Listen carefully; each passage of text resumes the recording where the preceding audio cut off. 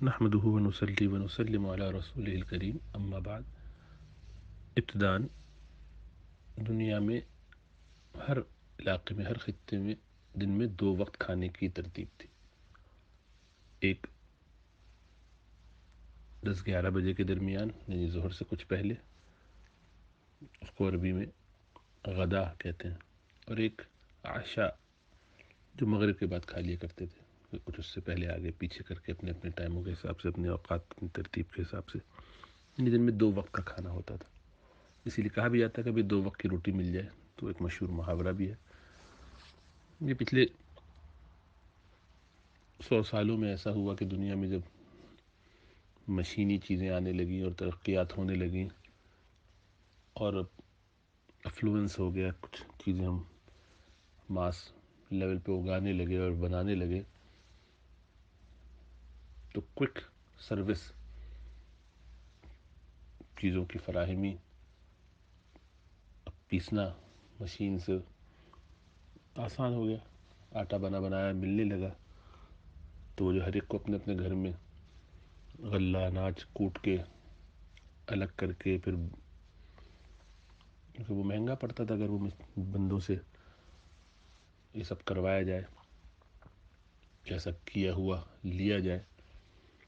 تو لوگ جیسا غلہ ملتا اسی کو خود لیتے، اس کو الگ کرتے، اور پھر چھاننا، اور پھر اس کے بعد اس کو پیسنا، اور پھر اس کا آٹا بننا، تو وہ بنانے ہی میں اتنا ٹائم لگتا تھا کہ ظاہری بات ہے کہ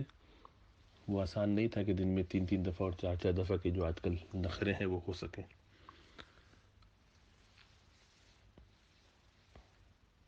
تو یہی ترتیب ہے 2 وقت کا کھانا، لیکن کسی کا ذوق ہے کہ وہ 1 وقت کھانا کھانا چاہے، تو اللہ کے رسول صلی اللہ علیہ وسلم کی سنت سے یہ بھی ثابت ہے، آپ نے دن میں 1 وقت بھی کھانا کھایا، بلکہ کئی دفعہ ایسا ہوا کہ آپ نے کچھ بھی نہیں کھایا، سارے دن میں کچھ نہیں ملا، فاقے ہوئے۔ لیکن کوئی شخص آج یہ سوچے کہ میں سنت پہ عمل کروں، دن میں 1 وقت کا کھانا کھاؤں، تو یہ اس کے لیے نہیں ہے۔ یہ کچھ خواص تو ایسا کرتے ہیں اور کرنا چاہیے ان کو، یعنی اس کی مثال ایسے ہے کہ ایک شخص کسی مسٹر ورلڈ کو دیکھے کہ اس کے بڑے زبردست مسلز ہیں اور اس نے بڑی محنت کی، اور معلوم ہو جائے کہ یہ دن میں 100 کلو کا وزن اٹھاتا ہے اور اتنے گھنٹے ورزش کرتا ہے، تو آج سے میں بھی شروع کر دوں، تو ظاہری بات ہے جس دن شروع کرے گا اس کے ہفتے بھر تک انتقال پرمدال کا شکار ہو جائے، کیونکہ اپنی اوقات اور اپنی صلاحیت سے بڑھ کر کوئی کام کرنے کی کوشش کی۔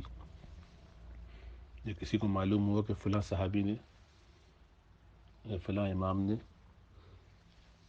2 رکعت میں پورا قرآن 8 گھنٹے لگا کے ختم کر لیا، تو ان کو بھی شوق ہوا، تو ظاہری بات ہے یہ کسی عام انسان کے لیے نہیں ہے۔ عام انسان سے مراد وہ کہ جس نے اس کی کوشش نہیں کی ہوئی، جس نے اپنے آپ کو اس طرح ٹرین نہیں کیا۔ میراتھن رنرز ہیں، وہ کئی 100 کلومیٹر بھاگ جاتے ہیں اور اطمینان سے رہتے ہیں، اس کے بعد بھی ہانپتے کانپتے نہیں زیادہ۔ ہر آدمی اپنی ٹریننگ کر کے ایک سطح پر، ایک مقام پر پہنچ جاتا ہے، روحانی طور پر بھی اسی طرح ہوتا ہے، پھر وہ اس کے مطابق جب عمل کرتا ہے تو اس کو نقصان نہیں ہوتا، فائدہ ہوتا ہے۔ مولانا زکریا رحمۃ اللہ علیہ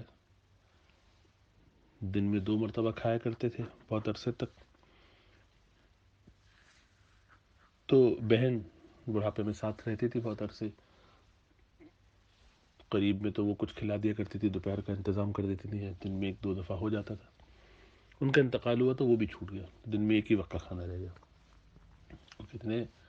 معمولات تھے، کام تھے، پڑھنا پڑھانا، کہ ان کو اس کی فکر نہیں ہوتی تھی، 1 میں بھی چلتا تھا کام، کیونکہ روحانی ترقی کر کے ایسی جگہ پر پہنچ چکے تھے، ایسے مقام پر تھے کہ کم پہ بھی گزارا ہو جاتا تھا۔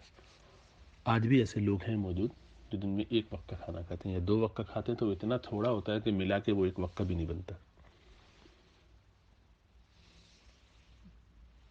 امت میں ایک بڑی تعداد میں ایسے علماء ماضی میں تو گزرے ہی ہیں، ابھی بھی ہیں، تو اب یہ سوال ہے کیا یہ سنت ہے کہ دن میں ایک دفعہ کھانا کھایا جائے؟ تو نہیں، عام آدمی کے لیے ایسی کوئی سنت نہیں ہے. اس کو اپنے نارمل طریقے سے جو کھانا مل جائے اس کو کھانا چاہیے. جب کھانا نہ ملے تب اس کو سنت پہ عمل کر کے صبر بھی کرنا چاہیے. کبھی فاقے آ گئے تو اس پہ بھی پریشان بہت زیادہ نہیں ہونا چاہیے. اللہ سے مانگنا ضرور چاہیے لیکن اللہ سے ناراض نہیں ہو جانا چاہیے، شکوے نہیں کرنے لگنا چاہیے. پھر اس کے لیے سنت بن جائے گی کہ اس نے صبر کیا. لیکن اس کو معمول بنائے کہ ایک آدمی جس کی بھی نمازیں درست نہ ہو، ابھی اس کی فکر آخرتی ٹھیک نہ ہو، ابھی دنیا میں دل الجھا ہوا ہو، تھوڑی پریشانی آ جائے تو سب ہاتھ پیر پھول جاتے ہوں، اللہ پر بھروسہ توکل ہی ویسا نہ ہو. اس کو سال میں 2-3 4 دفعہ دنیا میں چکر لگانا ہو، گھومنا پھرنا، بازار کا چٹورا پن، کھانے پینے کی بیماریاں، ان سے ہی فرصت نہ ہو تو روحانیت کے ان مقامات کو طے کرنے کی کوشش کرے. تو ظاہری بات ہے ایسا ہی ہے کہ جیسے پہلے دن سے